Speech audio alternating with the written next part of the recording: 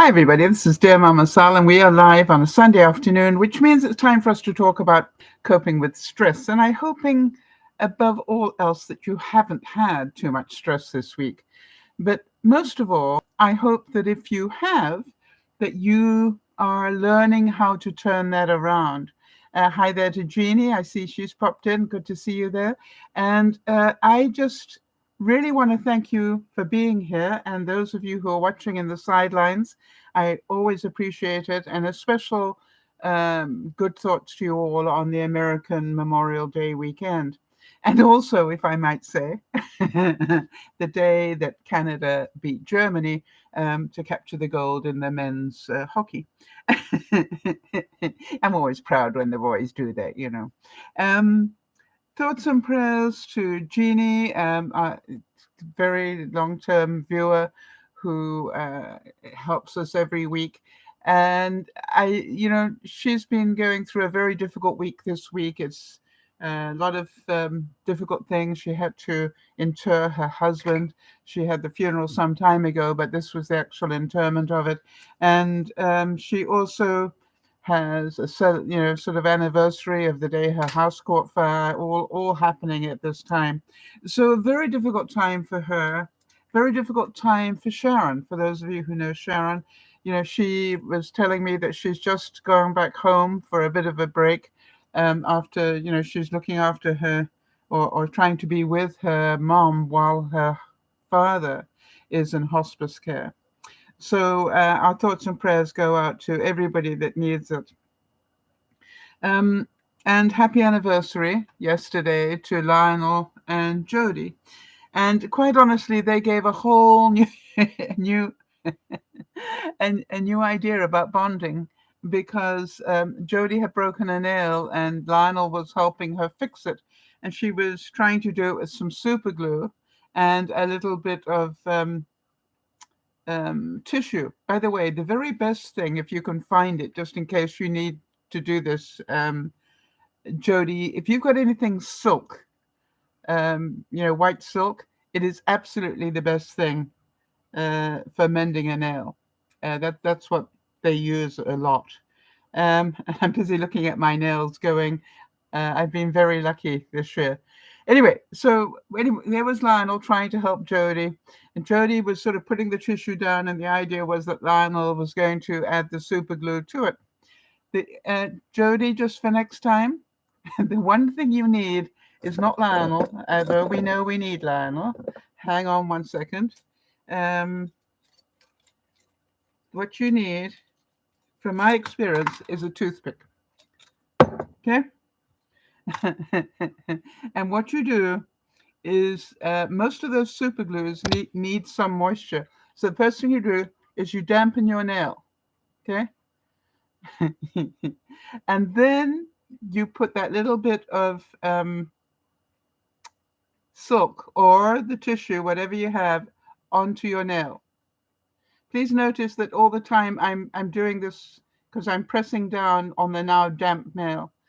Then you control the super glue. And I quite honestly hold the toothpick in my mouth while I put a drop of super glue in. And then I just do what I need to do. Funny enough, when you have control of it, it goes better. Can you imagine that? Even with arthritis. And the trick is, if you are really scared about that super glue, get a bit of plastic, like one of these, all right? And just drop the super glue into the plastic, pick it up with the toothpick, and then spread it around, then put the whatever you're using as your material over the top, then give it, let it dry, put a second or third layer on it. You're going to be fine. This is your greatest friend if you've broken a nail. And this is from somebody who constantly, has nail issues. All right? Bless his heart. The man, Jody. What can I say? Anyway, so they bonded Jody's fingers together. That's the point that I was getting at. And then Jody sort of, being smart, and she contacted me and um, wanted to know if I'd ever done it and how did I get it done. The main thing is not to panic, like anything else in life. Do not panic. Breathe, right? And two things. Number one, if you've got any nail polish remover in the house of any sort, just put quite a bit of that on it and it will start. Let's say I've got these two fingers that are bonded together. What did I do with my toothpick now? Seriously? Oh, I put it back. Okay, got it. All right. So the first thing that I would recommend is get a Q-tip, if you, and then again, just put a little bit of acetone in a container of some sort, plastic preferably, and just wet the Q-tip, and then very quietly put it onto uh, where it's bonded together. It will come off. You need to know it will separate.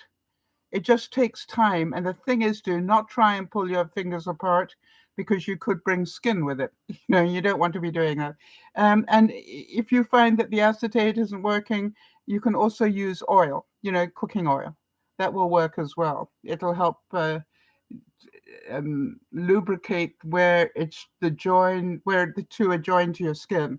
And you will be able to pry it off just a little bit at a time. Jody, how long did it take you once you knew what you needed to do? I know she got unbonded. And the other thing I always say to people is just a few minutes. Yes, no panic. The other thing I say, please, if you're using super glue, know that you can save a fortune by buying the super glue made for men rather than super glue made for women. Yeah, as usual, there's a pink text. If we buy that super glue to put nails on or men nails or whatever, we pay more than men pay for the same thing to join a piece of ceramic together that's broken or something. So please always remember that. The next thing I want you to do is thoughts and prayers for all of us who live in an area that is about to get extreme heat. To give you some sort of idea, and I'm going to talk in American for a second. At the moment today, it is beautiful. It is only 64 degrees Fahrenheit. But the low tonight is expected to be in the low 40s, if you can imagine that. However, that's today. So this is Tuesday, Thursday, Friday. By Saturday, Saturday, it's due to be 89 degrees at the moment. They're suspecting it will be 89, so 90 degrees. So we're going to go up 30 degrees in temperature in just 3 days. We will go from 64 high to 67 to 74 and then to 89. 20 degree jump in 24 hours. Yeah, that'll be fun, won't it? Jody's saying they've got the same thing going on in New Hampshire. So I don't know where you live. Jeannie, any idea what the temperatures are going to be in Maine? So just take it easy and get smart, right? We talked about this last week. If you get overheated, please get into the shower and cool your body down by getting into the shower at your normal temperature, whatever that is. And then after you've been in the shower for about a minute, turn it down a little bit. And then you'll be amazed. It doesn't feel cold at all. And then you turn it down. Just do it a little bit at a time. You will be absolutely shocked how low you can turn that temperature down before you start going, oh, it's beginning to feel like cold water now. And for me, the reason I feel that it's feeling like cold water is the well water. I sit on a well here. The well water is cold enough that when I boil eggs, I do not have to get ice out of the freezer. All right. The water is that cold as it comes out of that well. So, I just need to run it a bit. So the stuff that's in the pipes goes and the cold water comes. And that's how cold it is. Absolutely amazing.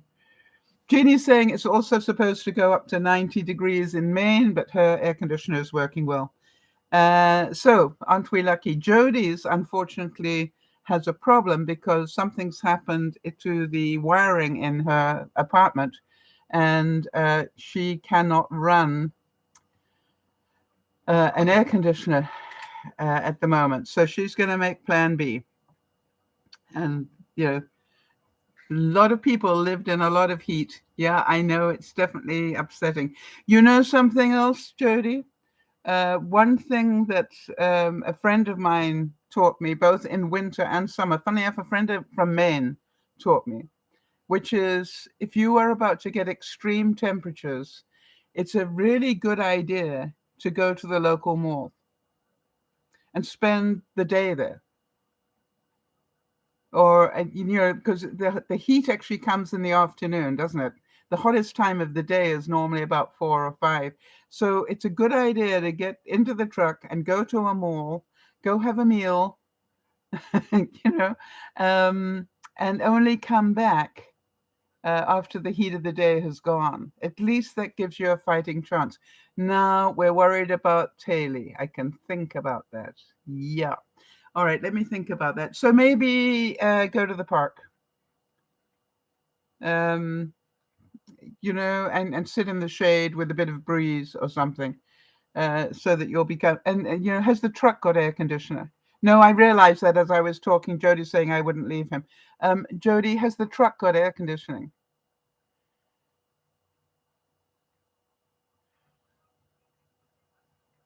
Yes.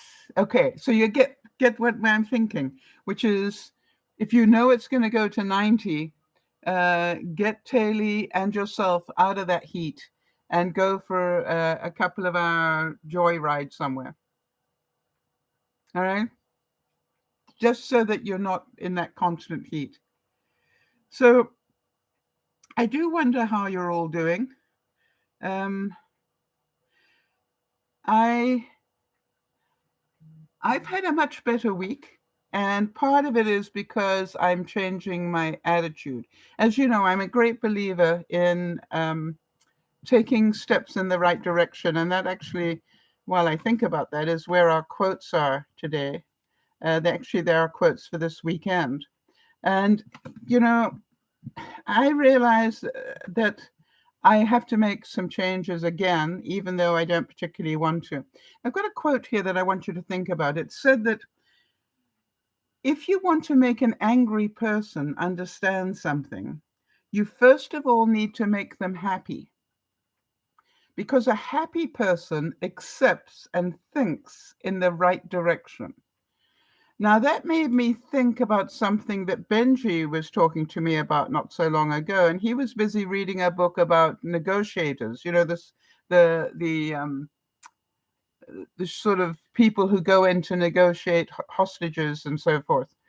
And one of the things that comes up very, very strongly is that you need to get that person, the terrorist or the shooter or whatever it is, you need to get that person to know that you understand what they're talking about. That you're not that you actually understand why they're angry. Because it lowers the temperature, and when the temperature is lowered, if you've ever watched Caesar Milan, and when he talks about the red zone in dogs, once they're heightened like that, it's people do stupid things. So the trick is to get them to calm down and relate to them, and make sure they understand that you relate to them, because then you can help them get off the red zone area. Jeannie's saying, I've been alone this weekend. I found a good book to read, enjoyed a TV mystery, and I'm thinking of going out to brunch tomorrow. Jeannie, my absolute congratulations to you, because those are all things I would wish for you to be doing, which is looking after you at a very difficult time.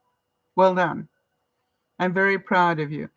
Funny enough, Jody also got bonus points. For those of you who don't know, Jody is our admin.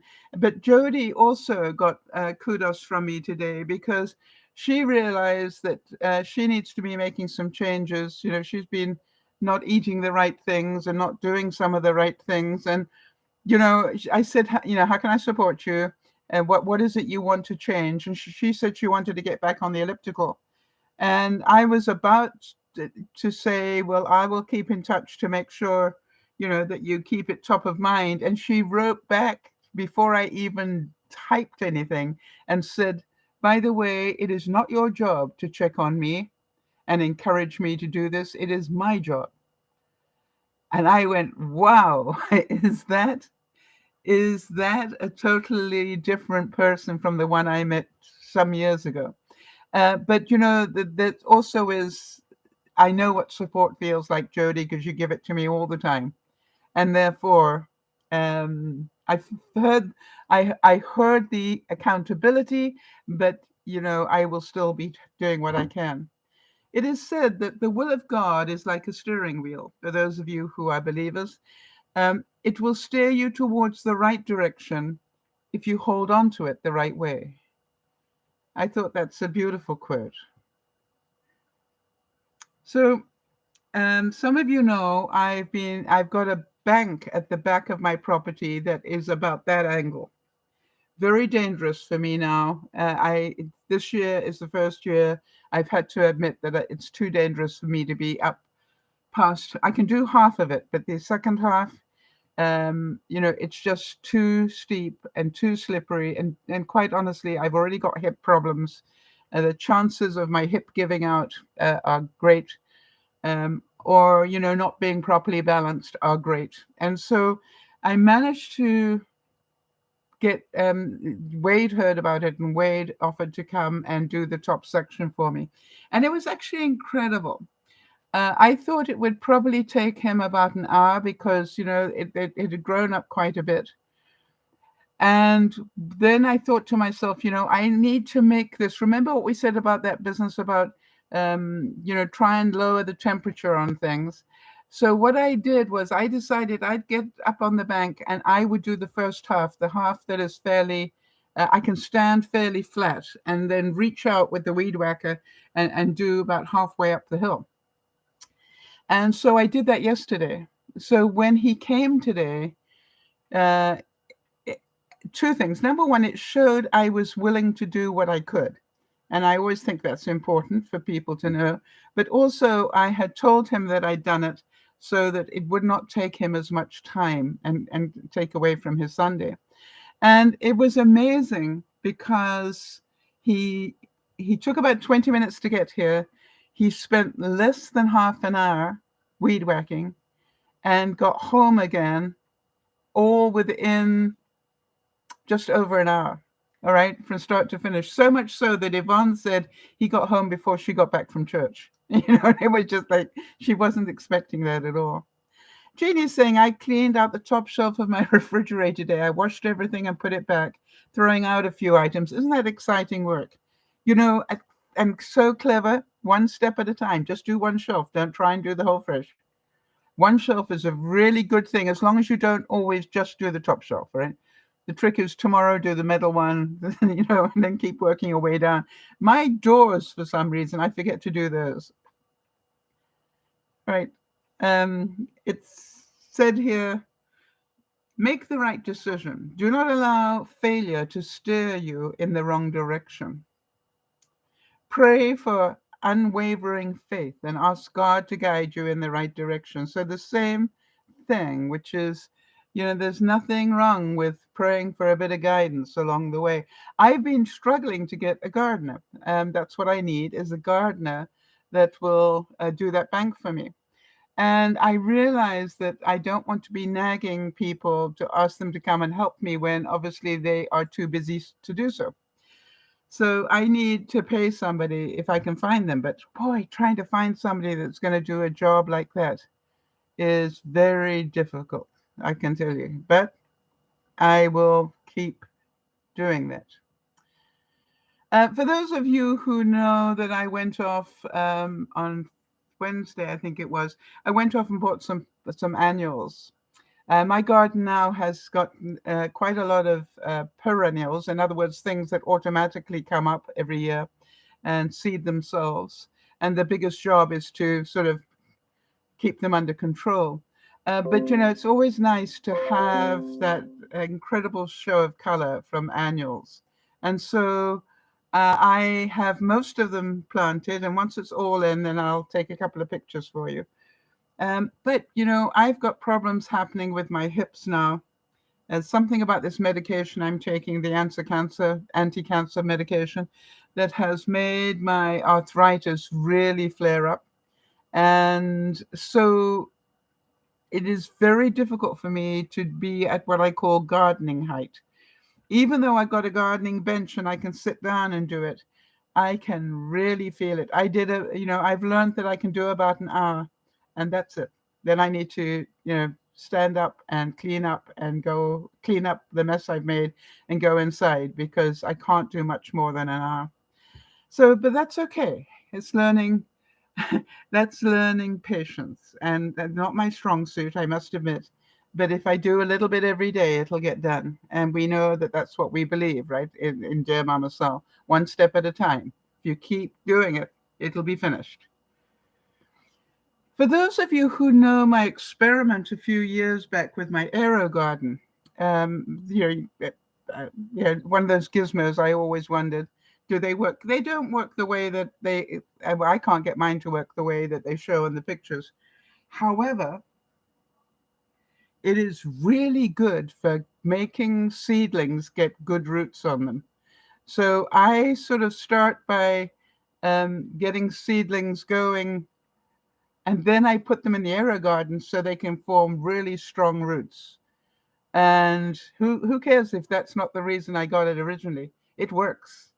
And I want to tell you, when I put my tomatoes into the garden, they have got a fighting chance because they got these really good roots on them.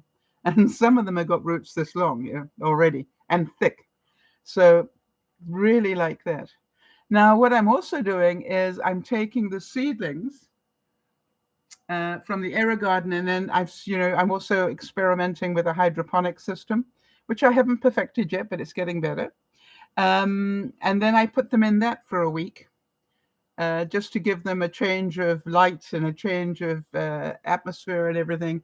And then after that, they go out onto my deck. And if they've survived all of that, then they go get transplanted.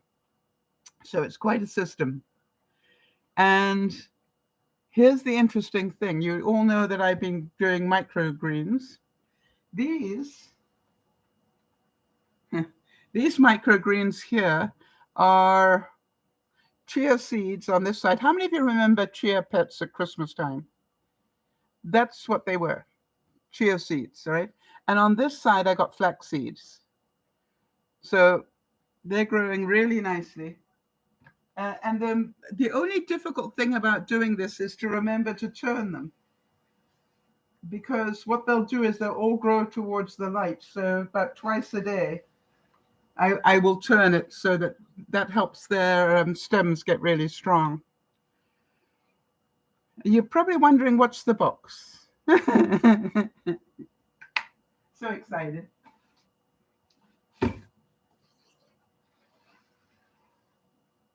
For those of you who were watching on Friday, I said it's my goal this year to make soap as part of my Christmas present to people.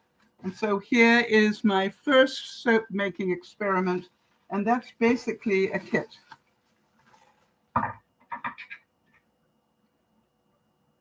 I have no idea what that, oh, maybe it goes in there. No, like that. Oh, yeah, that's what it does. Okay. Now, some people start with the instructions.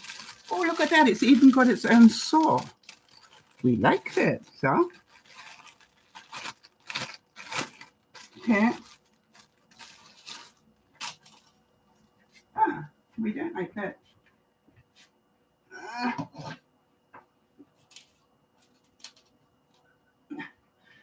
That's sore on the hips too. Anyway, saw with a blade in it and 2 spares. That's pretty good.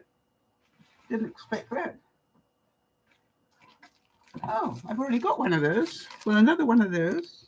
That's so you can make pretty looking soap. And that's that will be used for a lot of things, including soap.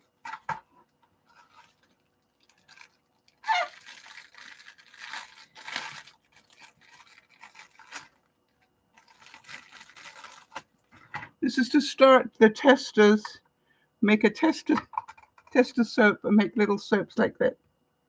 How cute is that?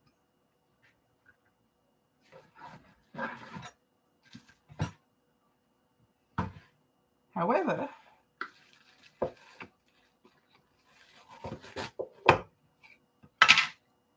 once I found the formula that works, I can now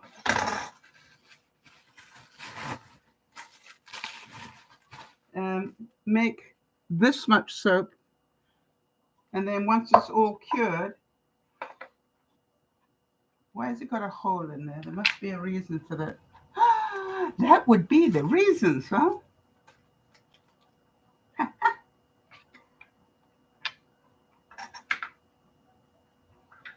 Now, do any of you relate to this? Are there any other viewers, whether you're watching now or on the replay, that you work it out first and then only read the instructions if you can't work something out? Thought I was going to have to do that for a second, but I worked it out beforehand. So this controls, how much soap I want to cut, like this. I'm going to need a screwdriver here. Oh, there we go. Anyway, so that's good. So then we pour the soap in there and it cures. Now, I wonder if you know this, and you probably... Wait.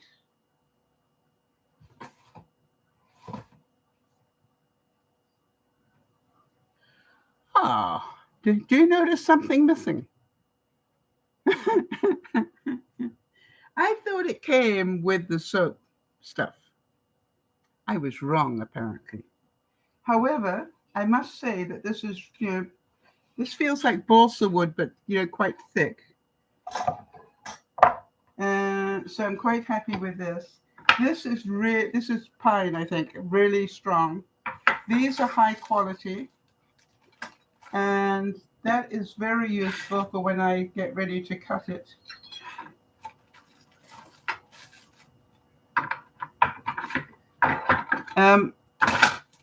I don't want to lose those.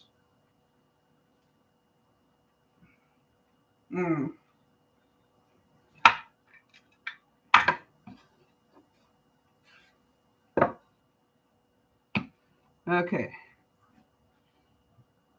I guess we're going to need these need to go somewhere carefully. However, I am now going to have to get on and get myself some soap making stuff. Or I can just experiment from the get-go and make my own stuff. But I was going to start with easy soap first, like melt and pour stuff, because I thought that would be smart. And then I thought I could get into the more complex stuff later. So I might get myself some heat and pour and have it delivered. Now, I was thinking maybe to try it on Friday. What do you think? Friday evening. Oh.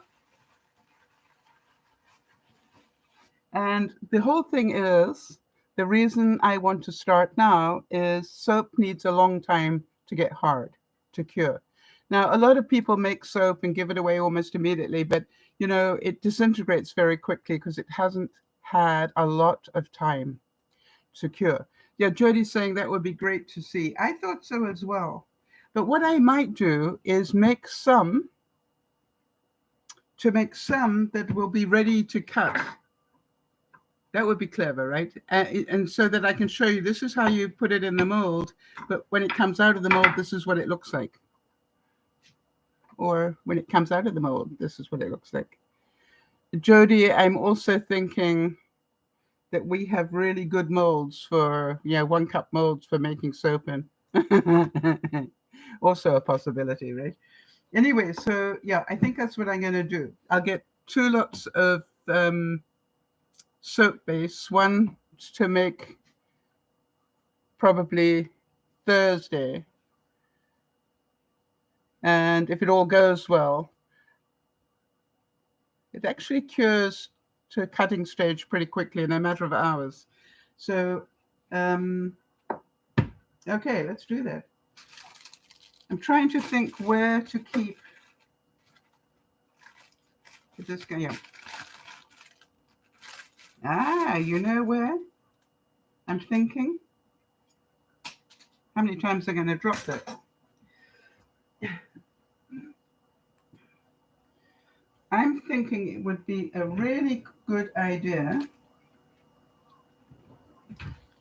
because you know these are going to get lost if you're not careful. So I'm going to put them in a Ziploc. Okay.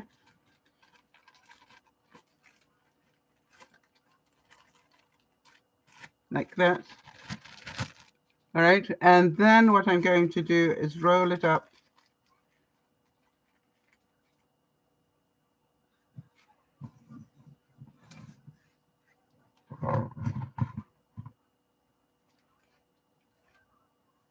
Okay, people.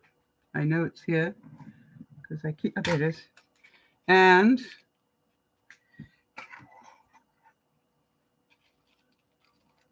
it belongs to this, agreed?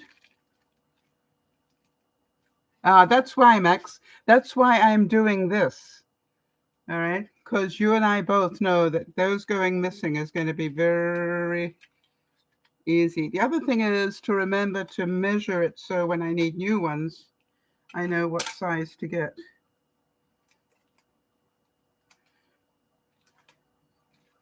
And then I will put the end like this back on itself so it's easy to undo. There we go, like that.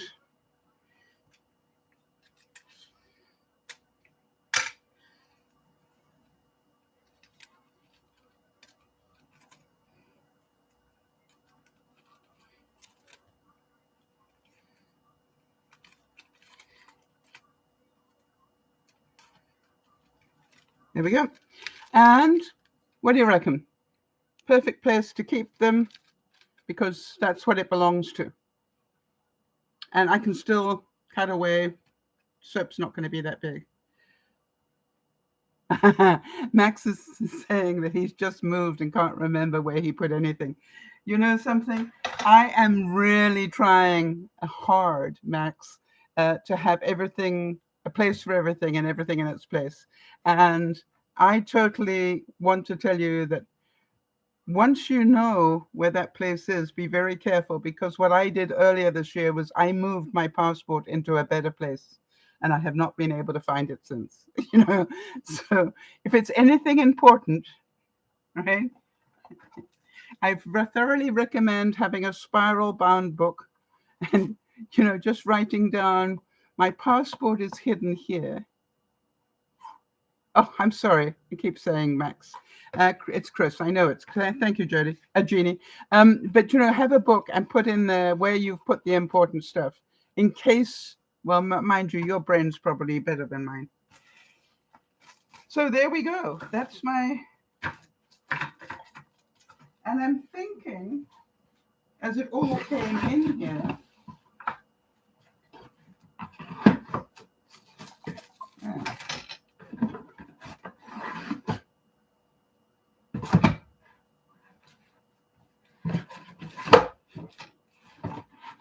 that it all goes back in here.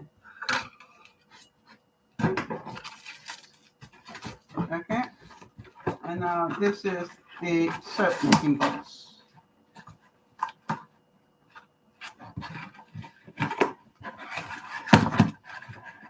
The broken soap making box. There we go. All right. Yeah, I think it's going to be fun. So I will order it up tonight. Should be able to get it probably by Tuesday or Wednesday, or maybe even tomorrow. So, oh, duh.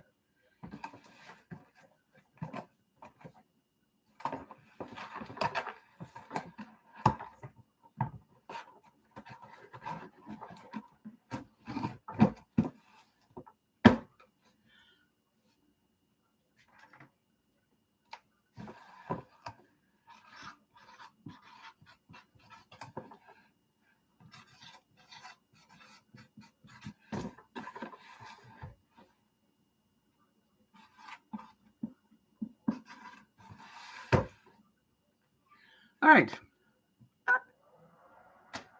Now I've got to find a place for it, but it's not going very far because we're going to be playing with it this week. So that's what we'll do on Friday, seeing as that quite a lot of you are interested in that. By the way, does your recycling place take single-use plastic now? I am so pleased that mine does. I've already taken 2 bags of single-use plastic to my local place. It's just amazing how much I've got. I didn't put very much on, and it looks like I've got quite a white skin today. Huh. Good to know. Still playing with that foundation base. The only way I'll get it right is to keep doing it, right? So, that's that. Now, what have we got next? Because we've got all sorts of things here that I hoped you'd be interested in today. And the next thing I've got for you is, did you hear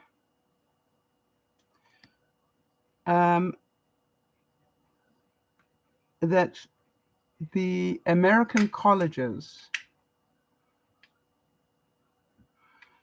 have got 1 million less enrollees than normal this year? Did any of you see that in the news? And the question is why? And the second question is, what will the effect of that be? First of all, Jodi's gets Meals on Wheels now. And she's saying that it's amazing how much they're saving on single-use plastic because of the Meals on Wheels. Yep. So I'm not joking. I collect it all right, and plastic bags, single-use things, and that all goes back now. I don't throw it in the garbage at all. But what amazes me, it is my highest area of recycling. And now my recycling also takes in all the Tetra Paks. Do I have one? Yeah. Okay. My recycling now takes all Tetra Paks. It takes in all the single-use plastic that frozen fruit comes in, that sort of plastic. And it also takes all the pop cans and everything else. And this is even better. I watched a woman, when I went there the other day, I watched a woman, take loads of stuff out of her car and religiously sort it all into pop cans and goodness knows what else. And unfortunately, I didn't get to her before she did all of that. But I did see her after I put mine in. And I said to her, "Did you see the 2 bags I had with me?" And she said, "Yep." I said, "I didn't count one single thing." She said, "What?" I said, "I didn't take them out of the bag. I didn't count a single one." You see, they have a system that's called the Express system. And what you do is you sign up for it and you have your credit card on file. And then you go to the machine and you type in whatever you have to type in. I can't remember what it is, your phone number, I think it is. And it prints out a label, you stick it on the bag and you huck it. And then whenever they have time, they sort it all and they scan it all. Okay, do all the scans. And I made about $6.50.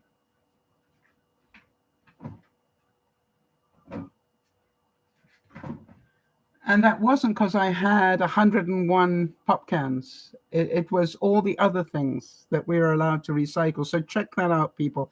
I know that we're always trying to, reduce our carbon footprint. I want to go back to the 1 million less enrollees in college in the States. I didn't check to see if that's also true in Canada, but I have every reason to believe that it would be. Can you think of any reason why that is happening? What do you think it would be? What's your guess? And then I will tell you what the reality of it is. But just have a guess, see what you think. How many of you know that this upcoming generation, has a different mindset from ours. And probably yours. I mean, I'm another generation from a lot of you almost. But, it's like they've got a different mindset. And what is happening is an awful lot of them have decided they do not want to go to college and leave college with a huge debt and no job, because that's what they're seeing is happening. And so what they've decided is that they're going to do different sorts of jobs. They're going to train on more of the blue collar type jobs. All right. They're going to become plumbers and carpenters and mechanics and stuff like that. And probably have a far better chance of getting a job than the people coming out of university with college degrees, quite honestly. And how many of those are unemployed? Janie is saying this generation thinks they know a lot already and don't need to go to college. Well, I also don't believe that everybody needs to go to college. I really, they're interested in getting a job. All right, and so, Judy, that's a very, the thing that we got to be careful of is we could lose a lot of culture.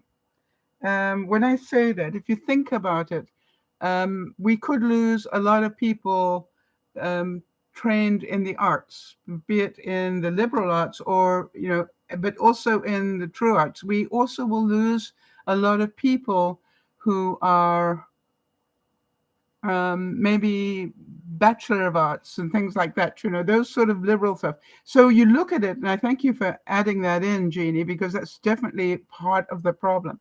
But I don't know what it's like in the States, but here in Canada, we already have a dramatic shortage of the professional people. We have a dramatic shortage of doctors. Oh, thanks, Jody. You did check it for me. Thank you so much. Jody's so good at that.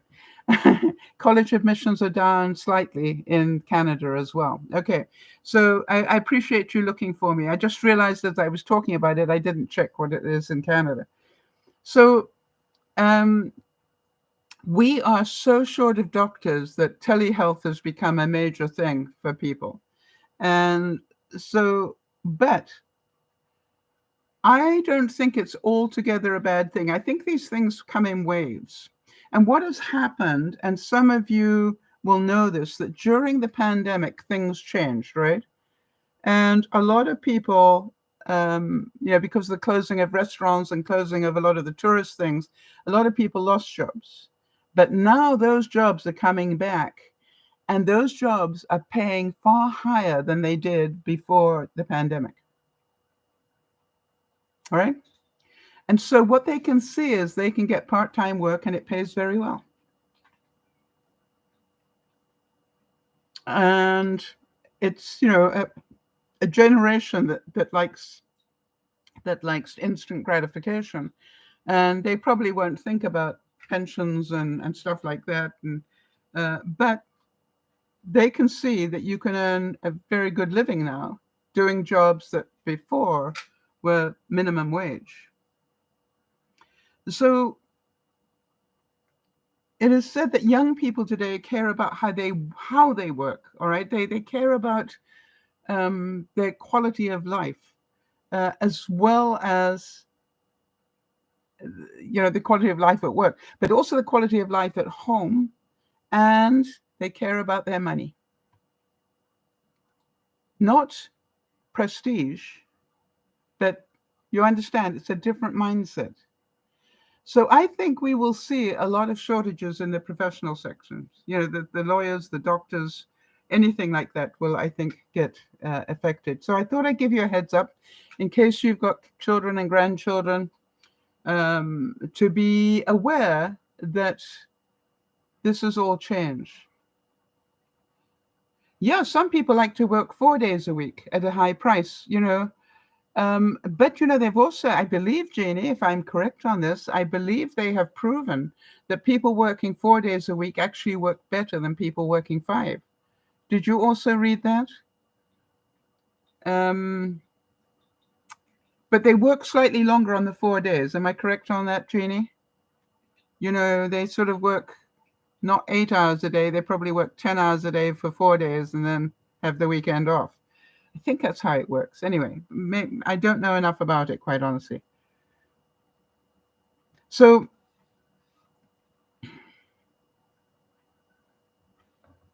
just waiting to see if we got any input on that one. Again, coming from the news, it's been an interesting one for me, you know, when I'm dealing with stress. Did any of you hear about the orca whales? You know, those are the black and white ones that are attacking boaters in near Spain. Yeah, Jodie's saying that she worked 10 to 12-hour shifts Monday to Thursday and had 3 days off when she worked in healthcare. Yeah, and you know, that's what I think a lot of people are looking at now. So did any of you read about the orca whales? Did any of you see that incredible documentary called Blackfish, where they were talking about what happens to captive orca whales? Anyway, so these whales are busy attacking boats. They're inclined to go for rubber boats. You know what I mean? The sort of zephyrs, I think they're called. The sort of rubber boats. They're the ones they're inclined to go to. But so far, Jodie, don't watch it. Jodie's saying, I've been meaning to watch Blackfish. Jodie, knowing you the way I do, give it a miss. I think it'll upset you too much.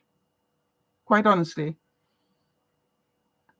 You know, you wear your heart on your sleeve, and that is not a fun documentary. You know, right? You know, if you ask me what documentary should I watch, this would not be what I would recommend for you, because I know what it would do to you. It will tear you apart, and you don't need that. Just believe me. You know, the whole thing is a testament to why we should not capture these whales. Well, yeah, and you've been fascinated with orcas for 30 years, all right? So I want to tell you just the capturing of them and hear the horrific sounds of the mother calling out for the, you know, babies that are being captured. Just, you know, that did me in just right there. And that was before they got into captivity and before all the other things happened. Anyway, so going back to these ones near Spain, the question is why? All right. Why are they attacking boats? And as far as I can find out, because I've been looking at it, there are one of two reasons that they think this is happening. That the number one reason could be that these are a pod. There's three of them. They're a pod of 3 orcas together. And it's like a little mini gang, a teenage gang. And they think it could just be that these 3 are having a game and attacking the people. All right, that's one thing. Because it only appears to be these same 3 orcas that are doing it. The other thing that they think might have caused it is one of the 3 could have been hurt by a boat. And then this is retaliation. That he got his buddies to come with him, and now they're punishing every boat that they see. Makes sense? So we're not sure yet exactly what's causing it, but that's I thought I'd mention it because it really is quite amazing what is happening. I've got the blind down in my greenhouse window there because it stopped the sun coming in. But I am now dehydrating some tomatoes up there, and literally sun-dried tomatoes. Very exciting. And they're doing very well. They'll probably take a week or so to really totally dry out. But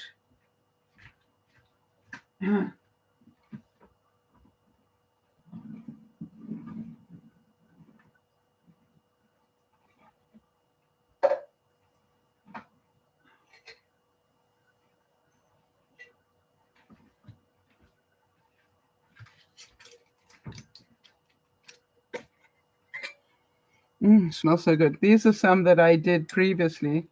And so expect to see me do some recipes using sun-dried tomatoes coming up soon. And what surprised me, quite honestly, is that when you dehydrate them like this, these are grape tomatoes, they become leathery, like a jerky, but surprisingly sweet. So they're actually quite nice to have as a snack.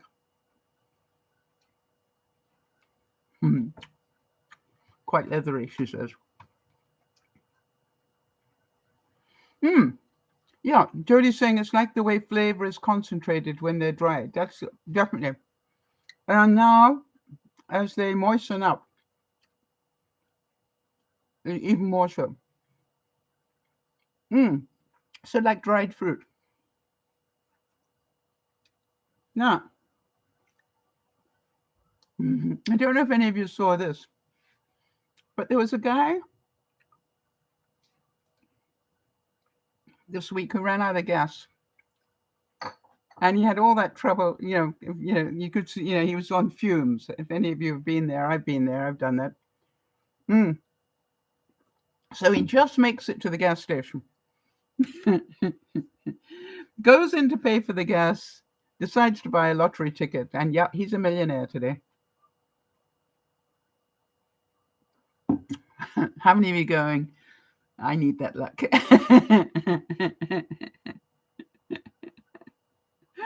But I thought that was just quite something. Right? Okay, I'm out of gas. Let me pop in and get some gas. Yeah, I'll buy a quick lottery ticket while I'm here. By the time he got home, he was a millionaire. Do those things amuse you? Or do you get jealous? I just go, isn't he lucky? Now, we were talking last week a little bit about cobalt. But before I talk about cobalt, I want to talk to you about lithium. Because I didn't know it. I knew that lithium was used a great deal in the making of these electric car batteries. I did know that. But what I didn't know was which country produces the most lithium. And do you know where it comes from? What it is? Now, while you're thinking about that, I wanted to tell you, I wrote to Benji this week because I am deeply concerned about this whole artificial intelligence and how it has grown to such a degree that they can basically imitate anybody. And I'm saying, and I asked Benji, what can he do? What is he doing? Because I know he is like that.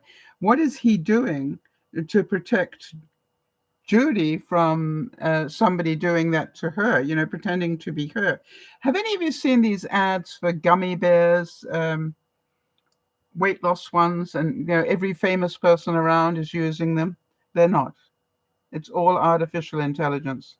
The same happened recently, not so recently, but with hemp oil, because I got caught on that one, but I realized it was a con before too far.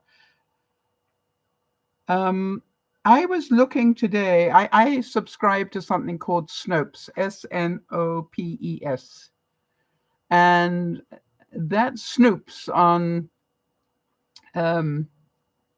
a lot of false claims and tells you whether it is a fact or not. And one of them, how many of you remember at Biden's inauguration, there was that incredible woman, Pamela something, was it? Paula? I can't remember. Anyway, in yellow with a red hat, you'll remember that. And she had that poem, The Hill We Climb. Did you know that that book has been banned in Texas? The poem became a book because the poem was quite long, and it's been banned in Texas. When I read that, I went, "Oh, I got to check that fact. It's a fact."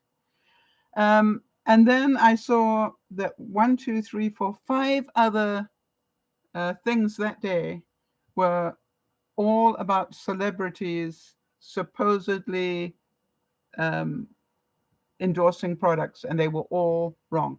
They were all false. So please, um, as we go into this presidential cycle, be very sure to check out both sides, whether it's your side or the one that the other people have got. It doesn't matter who you vote for, to my mind. Please be very careful. Check and check again. So, all right. So, thank you. Chris is saying Amanda Gorman. Thank you, Jody. I appreciate it. I have it here, but it was in such small type I couldn't read it, and I haven't got my glasses with me. So, Chris is saying that he thinks Australia is a top producer. It is one of them. It is one of them. Do you want a second guess there, Chris? I think Australia is third, if I'm correct, in 2023. Yeah, Jeannie's saying, did I know that Secretary of State Henry Kissinger, former Secretary of State Henry Kissinger, just turned 100? Isn't that wonderful? Yeah, I really, that's amazing. And it's amazing how many centurions, is that the right word for them? There are today. It's just amazing how many people have reached 100. Okay, so let me tell you where the top reserves are. The top one at the moment is Chile.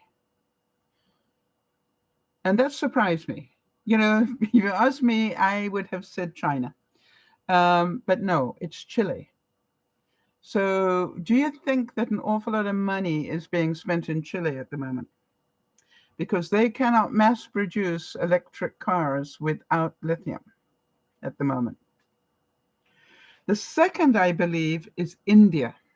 And that probably, yeah, Jeannie's going, Chile produces lithium? Thank you, Jeannie. That's exactly what my reaction was. All right. So India is the second. Australia is third. Argentina, you're correct on that one, Chris, is fourth. Portugal, and then China, and then the US. Now, I find this fascinating because what it takes to get lithium is a salt plane, apparently. And the interesting thing that I noticed while I was researching all of this, I happened to see in passing, Ukraine harbors some of the world's largest reserves of titanium, iron ore, and fields of untapped lithium, and massive deposits of coal. Collectively, they are worth tens of $trillions. That's without their wheat. So why does Russia want Ukraine? I think you can see why. So now we know, so the thing is that there is this, where have I got that information? Hold on a second. There is this lake.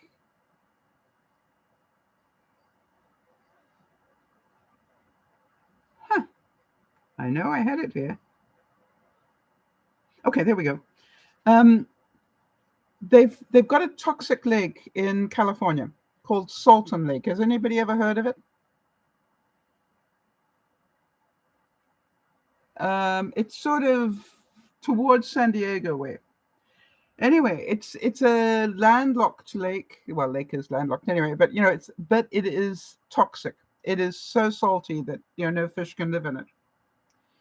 However, what is happening is that hot mud is being, or hot air is being pushed up from the core of the Earth. And somehow or other, this combination is creating lithium. And they are now looking at this shrinking, because of the drought, the shrinking sea called the Salton Sea. But guess what? It is now producing a mass of lithium, enough, they reckon, to keep the US self-sufficient for some time. Anybody else going, and what about Salt Lake City? Is there such a thing as a Salt Lake in Salt Lake City? you know, but what it turns out is all these countries that I've mentioned, including Chile, have these big toxic lakes, and that is what caused it. Now, the other thing is they can get into the ground and blast it, right? Mine it. They can mine lithium where, the lakes aren't there anymore. But you understand that being able to process it without having to blast the world apart, if you like, and create these huge craters is just a wonderful thing. So this is really interesting to me, that we can produce it and the US can produce it. Apparently Canada's got quite a bit as well of these, these toxic lakes that can produce lithium.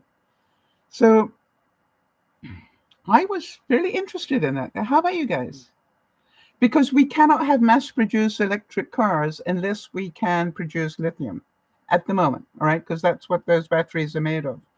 And you will remember that when I was at that function a couple of weeks ago, I also learned that, to put out a fire of a electric car, it takes an inordinate amount of water.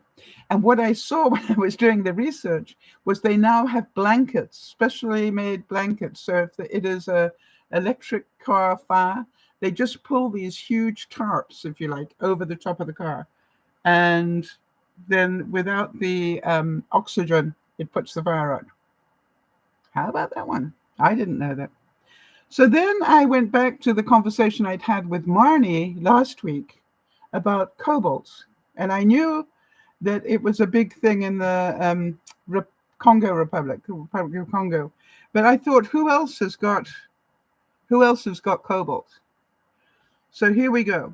Number one, without any doubt, and way more than anybody else, is the Republic of the Congo. And I think it's metric. I don't know what the quantities are.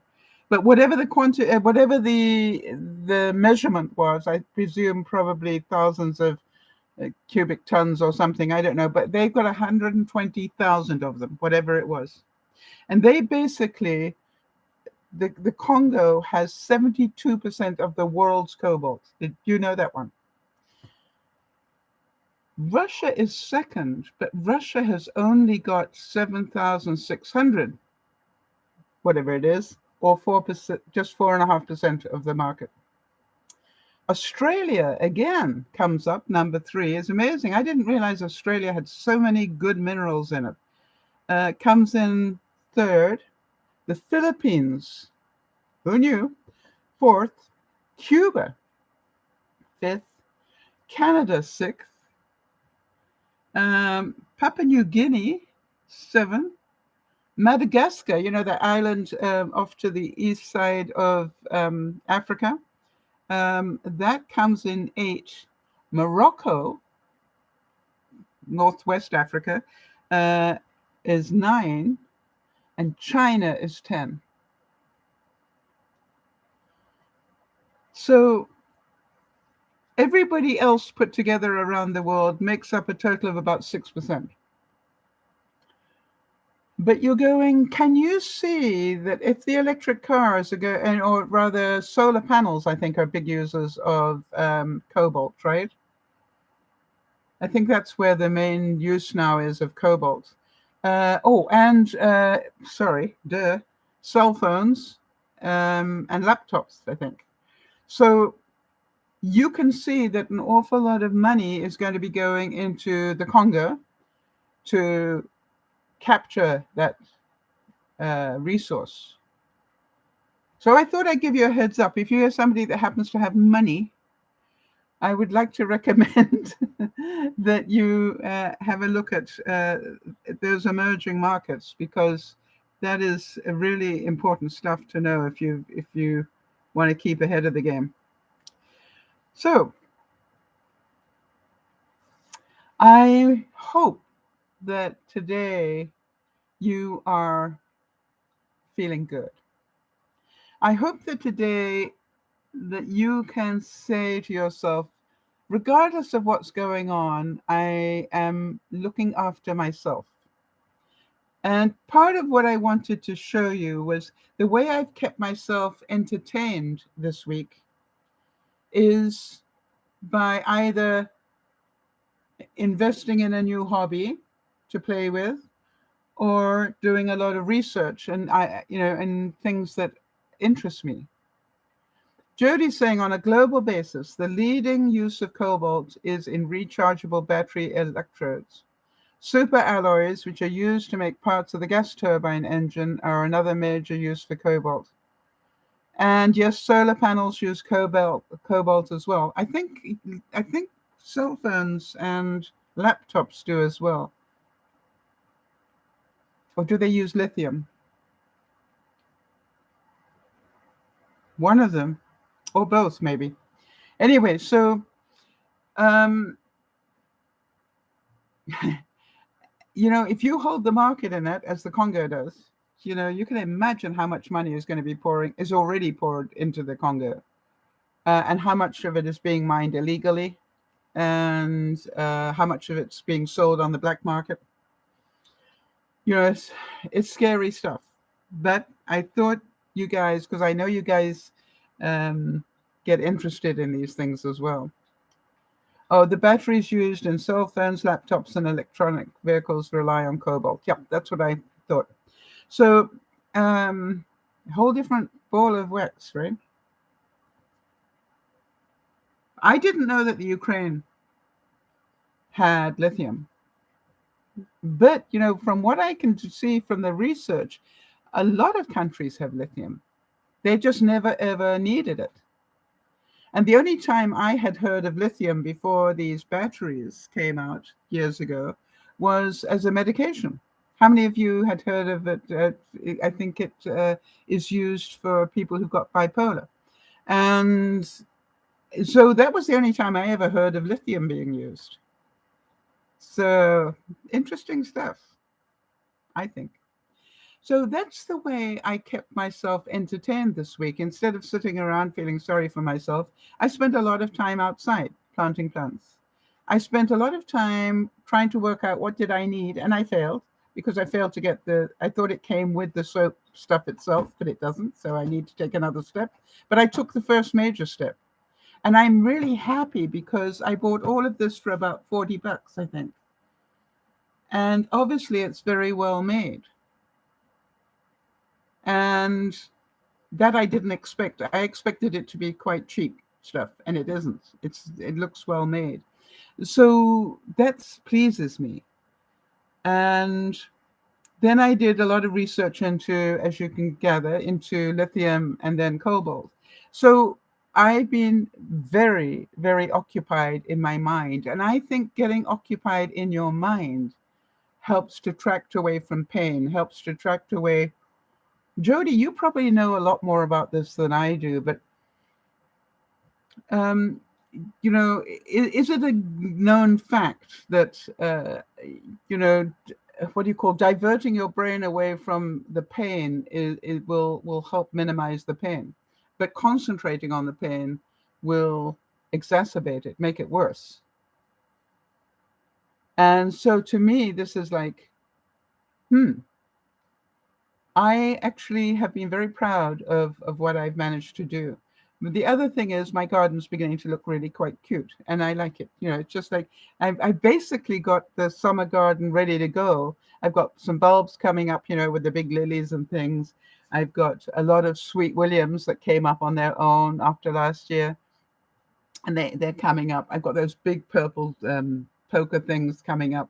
So I'm very excited about all of that. And all I did was I bought the bright colored annuals to give pops of color over it, and that's worked really well. The other thing, Jody knows about this. I lost 2 pounds in 2 days this week. And how did I do it? I did it by really concentrating on what I'm putting into my body.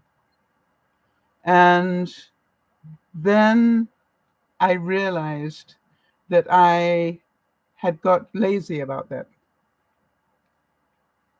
That I got lazy about what am I putting into my body. And that I need to start any meal with protein. That's, protein. I know that some of us were trained that protein was bad for us, meat and eggs and butter and so forth.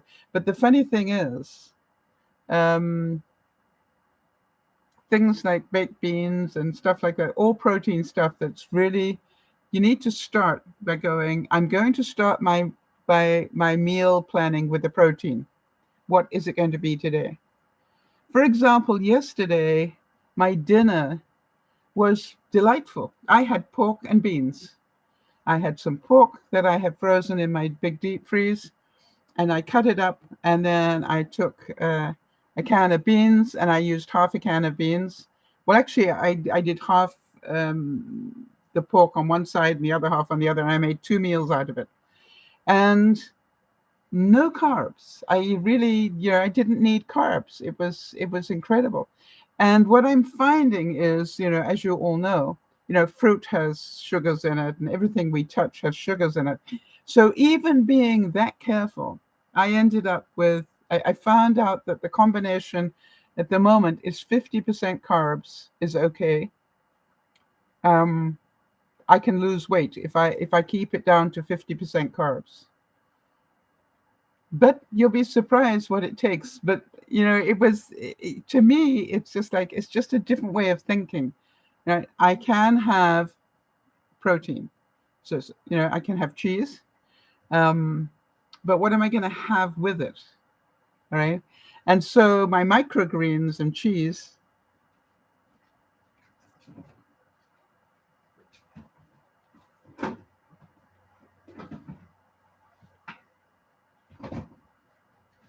So now I sort of have little packs now.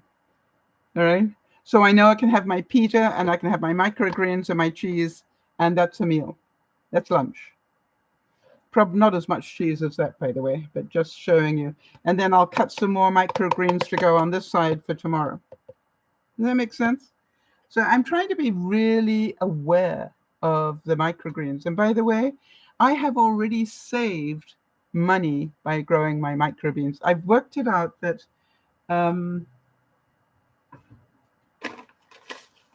I think this pack that I started in April the 21st, okay, cost about $20. And this is a mix, it's called the Sandwich Booster, and it's clover, alfalfa, radish, and mustard. So it's really tasty. And I have still got, I probably used half. So if that. And the point being, that's over a month. And I would pay $7 a week to get butter lettuce alone. So you understand, I'm already ahead of the game. Because now I'm just not buying butter lettuce at the same rate. I buy one a month. Very interesting. All right, another thing, a tip for you. I broke glass today. Something I turned around and accidentally hit something that then fell and hit something else, the domino effect. But I wondered what you do when you break glass, other than stand still and think before you move. And, luckily I had my Birkenstocks on, and as you know, my Birkenstocks are rubber, and I swear by them. So comfortable. So that was the first thing. I'm wearing rubber, so that's a good thing. The second thing was to check where the glass was, because I didn't want to stand on it. Does that make sense? So I sort of checked around, Then I went to the kitchen and I got tongs and a plastic container. And then I picked up the glass with the tongs and put it in there. Now there's still some there that snuck in beside my toilet area. And so what I'm waiting to do is for the water, because it was a glass with flour in it. I'm waiting for the water will, just dry overnight. And I mop most of it up, but the rest of it will dry overnight. And then tomorrow I will pull it out and I will vacuum very carefully all around that area to make sure I pick up any bits that might be still left there that I can't see necessarily. So I thought I'd just suggest that using a pair of tongs is a really good way to pick up glass. And especially if this was very thin, fine glass. And again, I have arthritis, so picking up glass is difficult for me. So I thought I'd share that with you. All right, everybody, I hope you have a wonderful week. Please do things. All right? Please do things. If it's too hot, get out of the house and go somewhere where it's cool. Go to a restaurant where it's air conditioned. Go to the mall and people watch. If you've got dogs, put them, if you can, put them in the car and just drive around in air conditioning, right? Cool everybody off, including the dogs. And so what I want you to do is think about, how do I get into air conditioning? Some people might choose, if you know they're going to be 2 days where it's extremely hot, you may choose to go to a hotel for a couple of days. Take a mini vacation, all right? One that takes dogs if you've got dogs. So, but the other way to think about it is, how many ways can I keep cool if I need to stay in the house? And what I'm saying to you is just understand, I keep all my blinds down, including my greenhouse window. When it starts to get hot, all my blinds get down. I've got a skylight here. It's got a blind over it. Why? I don't want the heat getting into the house more than necessary. I also know that when it goes up to the 90s, my little mobile air conditioner is going to have a problem coping with it. So I'm going to be opening up the windows at night on the east side of the house, right? Because that's going to cool down first. So as soon as the sun is over this side, the air on the east side is going to be cooler. So, and then with fans and stuff, I will do that in the rooms that haven't got air conditioning. Just close the doors and have fans pulling in that cooler air to keep the air flowing. So think about that. The other thing is, remember, really good idea to go and have a shower. Remember that taking a scarf or a sheet and wetting it and wringing it out so it's damp and then putting it over you will drop your body temperature dramatically. So quite honestly, a long scarf will do it. But if you haven't got a long scarf, take a spare sheet. And there is nothing quite like a spritz bottle, a bottle with some water in it that will spritz. And every now and then just spritz your body. So do what you need to do. If you've got a dog, keep wetting the fur, all right? Because the whole thing about the fur drying will help pull the heat out of the dog. Obviously, make sure they got plenty of water and, put ice in the water to make sure that that's not heating up too much either. So lots of things that we want to be careful of. If you take a dog in a car that hasn't got air conditioning, please keep the windows open and drive at about 80. Well, 60 probably. Because that will keep it cool enough. And fill up your car with gas, because you may need to go. Think about that. Have you got gas in the car so that you can use it as an air conditioner? And then treat yourself to a meal out. one of those days. Treat yourself to a visit to a park one day, so you can sit under a tree in the cool and watch people. Go to the mall one day. So find things to do rather than sit at home sweating, feeling sorry for you. Yeah, go buy an ice cream or two. Absolutely, Jody. I don't have air conditioning in my car. So I know that when it gets really hot, I go for a drive. Number one thing. I only found that out a couple of years ago. Have you ever opened a car and seen like a mirage of wave stuff come out of your car? Have you ever seen that? It's like a film going on. It's because the car was so hot that the toxics, yeah, that haze, right? That toxic stuff is coming off your plastics in the car. So here's something that I read and I now do. When it's really hot, if your car has been in the sun, before you get in, open the car, open all the windows, and don't get in yet. Wait for that haze to be drawn out of the car. All right? If you are in a real big hurry, open the car door, but count to 20 before you get in so that most of it comes out. I hope this makes sense to you. I never realized that haze is toxic. So you don't want to be getting into a car that's got that haze in it. All right? This is DearMamaSal saying, have a great week, have fun, do lots, keep yourself entertained, keep taking another step forward, and we will see you on Friday. Thank you for being here. Jody, thanks for all the research you did on the fly here. Thanks for being here as well, Jeannie, and looking after us. To all of you who watch it on the replay, thank you so much for being here, and have a fun time. Bye-bye for now.